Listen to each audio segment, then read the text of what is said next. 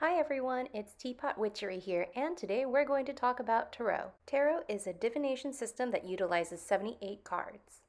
Most Tarot decks follow the same format with 22 major arcana cards and 56 suited cards. This can seem a little bit intimidating, especially when you're first starting out. So let's take a brief look at history to see what it's all about before approaching the modern day. Tarot, or Tarot as we know it, has its roots in Italian and French origins in the 14th and 15th century as a bridge-like tarot game called tarocchi.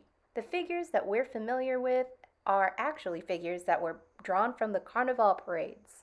It actually wasn't until the late 16th, early 17th century when divination actually took off in the new wave called occultism that took the world by storm. It started with your standard deck of playing cards and really took off in the 18th century. Spreads and concrete meanings began to appear. Thanks occultism for being so cool. Americans finally caught on to this trend in the 1900s. From there, two modern day decks came forth, the Waite-Smith and the Thoth or Toth decks. Both of these decks are still widely used today and are often the basis of many different tarot decks that are available on the market for every single flavor there is out there. Now the hard part. How do you get started? There are so many ways to choose from. How do you choose a deck? How do you start learning?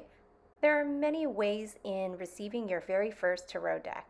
Some practices actually have an entire ritual around it in which a elder would pass along a deck from them to pass on to the newer practitioner.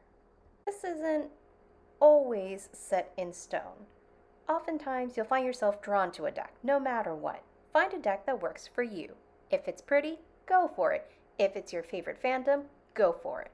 The important thing is that it resonates with you.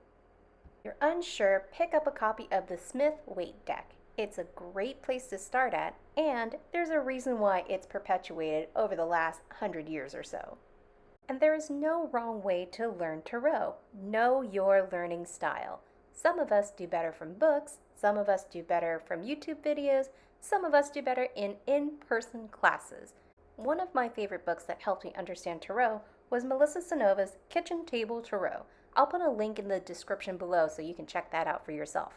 Another great resource is Rachel Pollack, who has spent quite some time studying and exploring the tarot.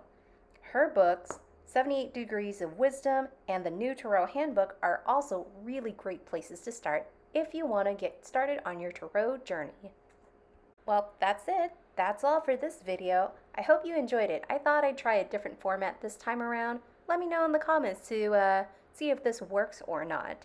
Anyway, I hope to come back next week with a different topic. Who knows? Maybe it's crystals, maybe it's more OM work. We'll see next Sunday. By the way, I just wanted to let you know, you're loved, you're wanted, and I'm so glad you're here today. And if you're interested in a reading, please check out my website right here.